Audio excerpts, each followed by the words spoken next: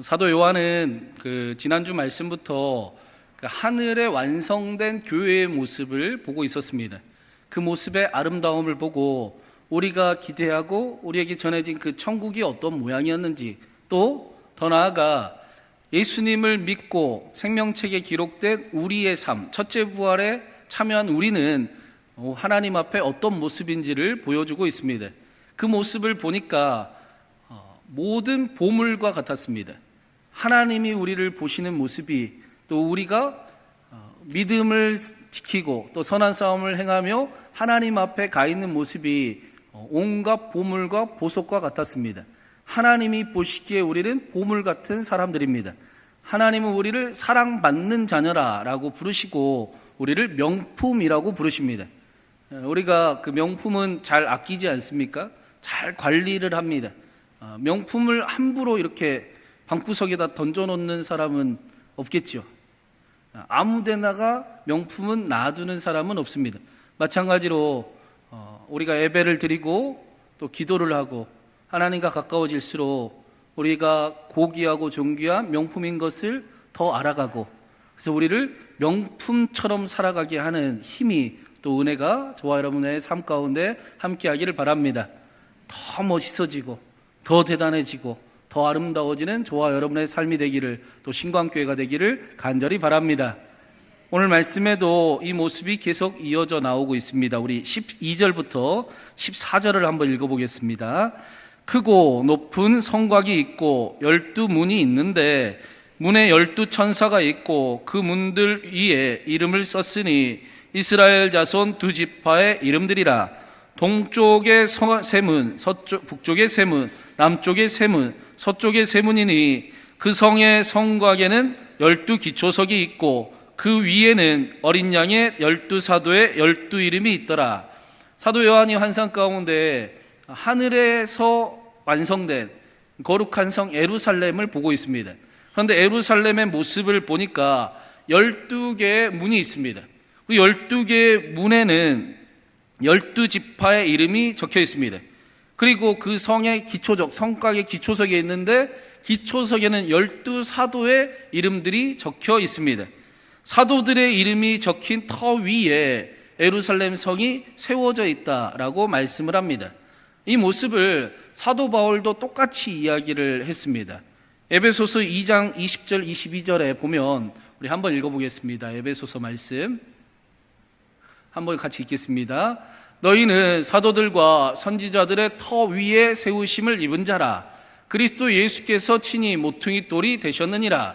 그의 안에서 건물마다 서로 연결하여 주 안에서 성전이 되어가고 너희도 성령 안에서 하나님이 거하실 초소가 되기 위하여 그리스도 예수 안에서 함께 지어져 가느니라.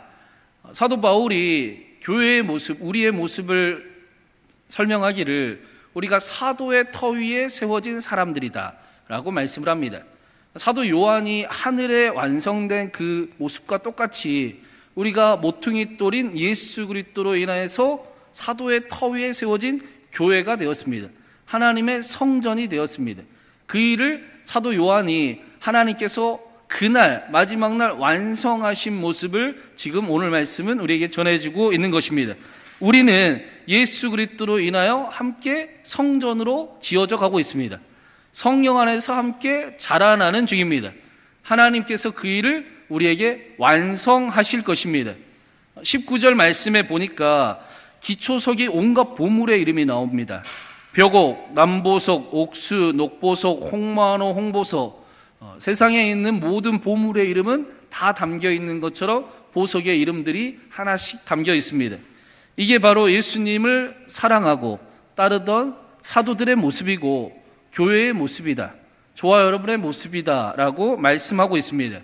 우리가 우리를 볼 때는 별로 아름답지 않잖아요. 그렇죠? 아닌가요? 우리가 우리를 볼 때는 그렇게 아름답지 않게 여길 때가 너무나 많은데 하나님이 보시기에는 저와 여러분이 너무나 아름답습니다. 하나님은 그 일을 이루어가고 계시고 하나님은 우리에게 그 일을 완성하실 것입니다.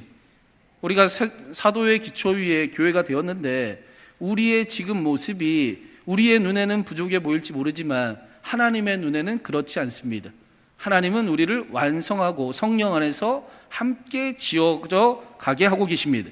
그리고 우리가 명품인 이유가 22절에 나옵니다. 우리 22절도 한번 읽어보겠습니다. 성 안에서 내가 성전을 보지 못하였으니 이는 주 하나님 곧 전능하신 이와 및 어린 양이 그 성전이심이라. 사도 요한이 예루살렘 성을 보는데 성 안에 성전이 없습니다. 성과 성전은 좀 다른 거죠. 거룩한 예루살렘 성에 성 안에 예루살렘 성전이 있어야 되는데 요한이 보니까 환상을 보니까 성전이 보이지가 않습니다. 원래는 성 안에 성전이 있어야 됩니다. 성전은 하늘과 땅이 맞닿는 곳, 하나님을 만나는 곳을 성전이라고 합니다. 그래서 유대인들에게는 매우 중요한 곳이 바로 성전이었습니다. 그런데 우리가 이스라엘 역사를 통해 잘 알듯이 BC 587년에 바벨론에게 예루살렘 성과 성전이 다 무너졌습니다. 그리고 스룹바벨 성전을 세웠지만 그 일도 로마에 의해 무너진 것을 우리가 알고 있습니다.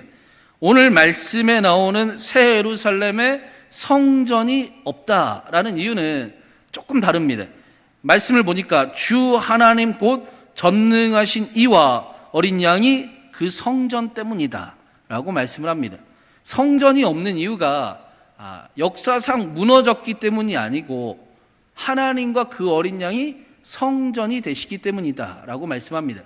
거룩한 성이 저와 여러분인데, 우리 교회가 저와 여러분이 그 하나님의 성인데 그 안에 성전이 없는 이유는 성전이신 하나님이 그 안에 이제 계시기 때문입니다. 우리 안에 하나님이 계시기 때문이다 라고 말씀을 합니다. 저와 여러분 안에 하나님이 계시다. 그 사실을 요한계시록은 우리에게 다시 한번 분명하게 말씀해 주고 계십니다. 사랑하는 여러분, 우리 안에 하나님이 계십니다. 이 사실이 잘 안 믿어지고 이게 무슨 말인가? 그래, 하나님이 내 안에 계시다는 건 알겠고 내가 성전이라는 것도 알겠는데 그게 도대체 나하고 무슨 상관인가?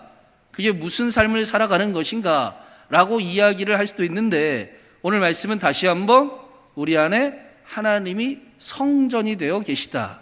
우리가 하나님의 성전으로 지어져 가고 있다. 저와 여러분은 거룩한 하나님이 거하시는 성전이다 라고 다시 한번 우리에게 확인시키고 말씀하고 계십니다. 우리 안에 하나님이 계십니다. 그 일을 사도 요한이 눈으로 보고 있습니다. 그리고 이어서 그 일이 도대체 무슨 일인가? 그게 도대체 무엇을 말하고 있는가가 23절에 나옵니다. 우리 23절도 같이 한번 읽어보겠습니다. 그 성은 해나 달의 비침이 쓸데없으니 이는 하나님의 영광이 비치고 어린 양이 그 등불이 되심이라. 거룩한 성 새 예루살렘에는 해나 달이 비침이 쓸데가 없다라고 말씀합니다. 그 이유는 하나님의 영광이 비치고 어린 양이 등불이 되시기 때문입니다. 이미 비치신 분이 계시기 때문에 이제는 해와 달은 필요가 없습니다. 여러분, 우리가 생각하는 그 빛이라는 것은 어떤 발광체가 있어야 되지 않습니까? 그러니까 우리가 이 빛을 보는 이유도 LED에서 빛이 나기 때문에 빛이 우리에게 전해지는 거죠.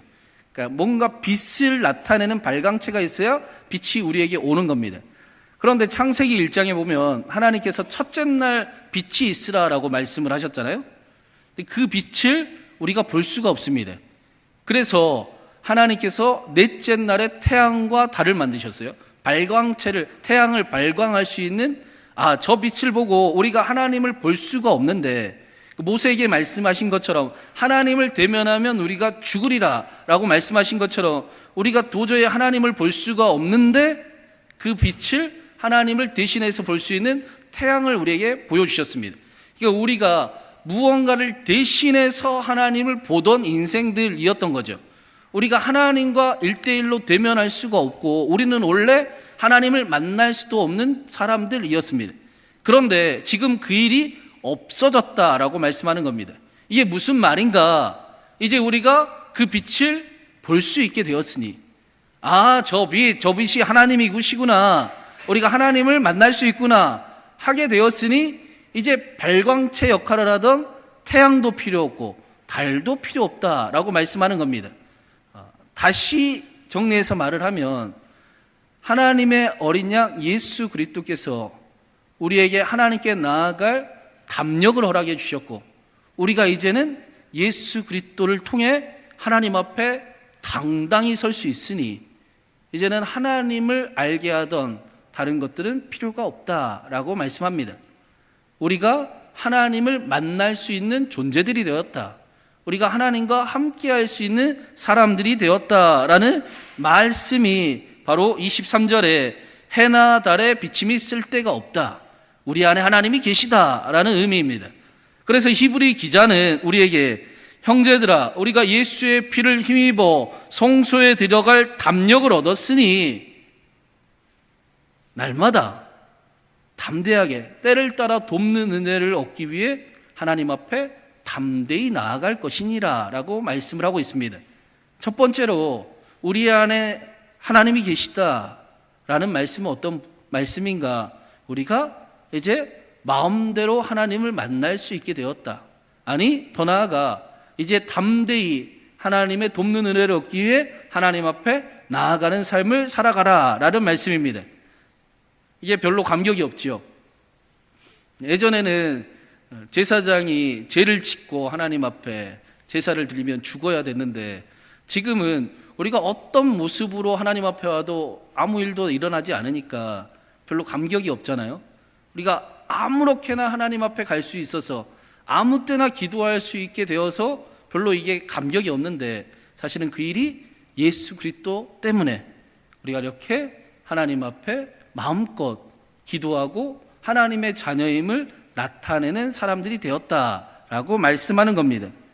또 한 가지 중요한 사실은 우리 안에 하나님이 계시기 때문에 저와 여러분의 삶도 이제 발광체가 되었다라는 겁니다.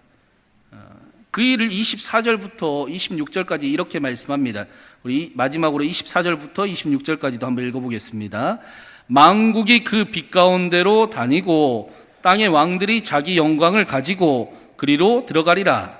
낮에 성문들을 도무지 닫지 아니하리니 거기에는 밤이 없음이라. 사람들이 만국의 영광과 존귀를 가지고 그리로 들어가겠고, 하나님 앞에 마음대로 들어갈 수 있는 사람들이 된 것은 이제 빛을 얻었을 뿐 아니라 빛을 나타내는 사람이 되었다.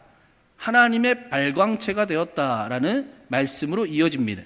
하나님의 자녀가 된 권세를 가지고 이제 하나님께 기도하며 하나님의 빛을 나타내는 사람이 되었습니다. 만국 백성이 빛 가운데 다니고 땅의 왕들이 하나님으로 인한 자기 영광을 가지고 그리로 들어갈 것입니다. 낮에 성문들을 도무지 닫지 아니하리라라는 말씀은 이제 문을 닫는 것은 도덕대가 있고 위험이 있고 지켜야 될 필요가 있으니까 문을 닫는 거잖아요. 이게 무슨 말씀이냐? 어떤 원수의 위협도 없고 아무런 위협도 당하지 않는 하나님이 보호하시고 하나님이 지키시는 삶을 이제는 살아가게 될 것이다 라는 겁니다. 그래서 하나님께서 아브라함에게 너를 축복하는 자를 내가 복을 주고 너를 저주하는 자를 내가 저주할 것이다. 내가 너를 지키고 너를 통해 내 일을 이룰 것이다 라고 말씀을 하셨습니다. 그 사람들이 만국의 영광과 존귀를 나타내는, 빛을 나타내는 사람들이 되었다라는 것입니다. 세상이 모든 것이 캄캄한 가운데 가리운 것 같지만 그러나 그 속에서 하나님의 빛을 발하는 사람들이 있습니다. 이게 이사야의 예언이었습니다. 보라, 내 위에 여호와의 영광이 임할 것이니 내가 빛을 나타내는 삶을 살아갈 것이다 라고 말씀했습니다. 사람들이 자신 안에 하나님이 계심을 확신하는 그 사람을 통해 하나님께서 하나님의 빛됨을 나타내신다라는 것입니다. 그 일을 오늘 말씀은 우리가 그렇게 살아가는 사람들이 되었다.